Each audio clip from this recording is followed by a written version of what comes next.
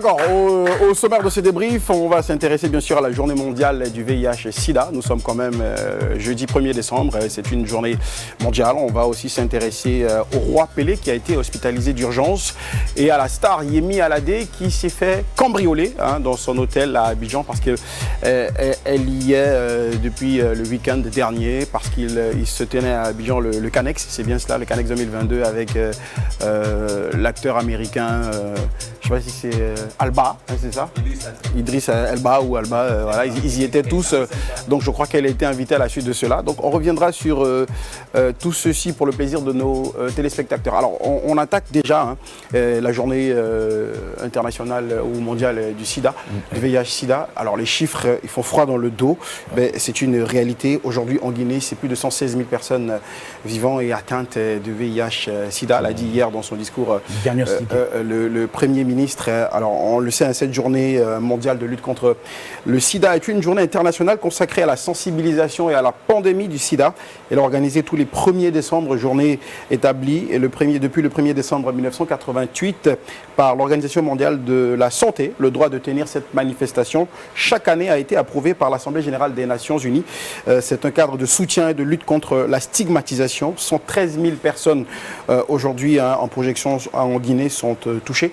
Et pour de vrai, 74 000 et quelques personnes suivent les traitements par rapport à, bien sûr, à vivre avec le mal. Et aujourd'hui, on essaie tant bien que mal, même si Corona est venu dépasser toutes les autres pandémies, de sensibiliser et de lutter contre la stigmatisation surtout, les gars.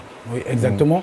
Moi, j'aimerais exhorter les téléspectateurs surtout à partir, à casser la barrière et partir se faire dépister. Il est très important de passer le test de dépistage afin de pouvoir prendre les dispositions très tôt. Surtout que maintenant, il y a le test rapide. Au Sénégal, ils ont initié le test rapide. Même chez vous, à la maison, vous pouvez vous tester. C'est comme un peu la femme qui vient contrôler si elle est en état de grossesse ou pas, avec son test rapide à la maison. Vous avez la possibilité de le faire si vous avez peur des regards, de ce que la société peut penser. Alors, en termes de contamination, Conakry vient en tête, Zéré Corée, ensuite Bokeh. Wow.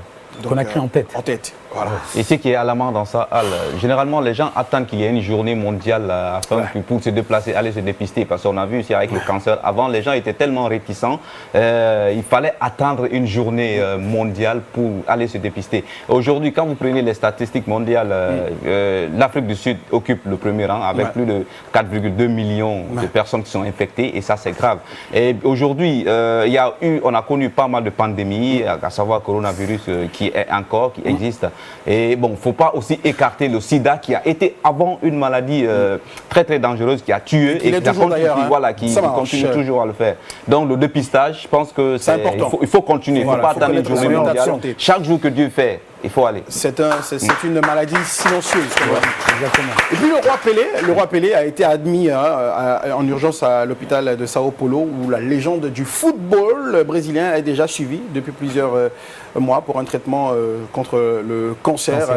L'a dit le média SPN Brasil qui a révélé l'information en fin de matinée, assurant que l'ancien attaquant sacré champion du monde 1958, 1962, 1970 a été pris en charge en urgence après un gonflement de tout son corps, le personnel médical ayant identifié dans la foulée une insuffisance de compensation cardiaque.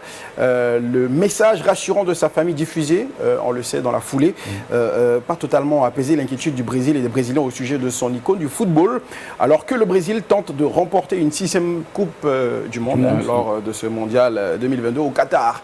En tout cas, force au roi Pelé. Ouais, force au roi Pelé. Exactement, c'est le mot. C'est triste, c'est vraiment triste. Après, il y a le poids de l'âge, c'est 82-83 ans quand même, Pelé. Le roi Pelé qu'on a connu à travers le football et à travers non seulement moi, je sa Connu. performance. Quand il jouait, moi, j'étais pas...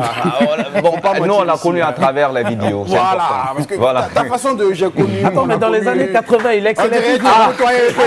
Dans les années 80, il excellait toujours. Le gamin, il parle avec assurance qu'on l'a connu. Les vidéos et ses apparitions. Moi, personnellement, je ne l'ai pas vu jouer. Je n'ai pas assisté, voilà, justement. Mais les vidéos, les archives, quand même, voilà. précision, frère. Merci. Allez, ça Donc finir comme ça avec une telle maladie, c'est vraiment, il y a ça le fait poids de pitié. l'âge aussi. Hein. Mais ça 82 ans, fait plus d'une année qu'il est en bataille contre le cancer. Voilà, et ça peut se comprendre. Hein, et tout, prendre rétablissement, en tout cas, au rappelé. Et puis, dernier élément de ce débrief, avant de rentrer dans le sujet du jour, c'est bien sûr la star Yemi Alade, la star nigérienne victime de cambriolage. Ça s'est passé à Abidjan, l'une des meilleures chanteuses africaines en séjour en Côte d'Ivoire. Pour une prestation, a été victime d'un cambriolage dans sa chambre d'hôtel. Elle a écrit « Quelques minutes après mon départ de ma chambre d'hôtel, des inconnus sont entrés, ont saccagé mes affaires et ont pris tout l'argent qu'ils ont pu trouver. » Alors, tout l'argent, X argent, le montant, ici il y a des objets de valeur. On n'en sait pas plus. Hein. On se rappelle que cette situation était arrivée à Kim Kardashian à Paris, lors d'une Fashion Week où elle s'est fait cambrioler dans son hôtel. Alors, donc, on espère que Yemi Alade, puisque c'est dans un hôtel, donc il y a des caméras quand même dans un hôtel qui se prend au sérieux. Il y a des caméras dans le hall, il y a des caméras dans le couloir. Là où on ne met pas des caméras, c'est dans votre chambre. Même si moi-même, je suis encore sceptique, dès que je vois des petits boutons s'allumer sur des plafonds d'hôtel, j'ai l'impression que quelqu'un me regarde. Donc, il faut faire très attention. Mais j'espère qu'à travers les caméras de surveillance, on pourra savoir qui sont les fameux, entre guillemets, cambrioleurs. Allez!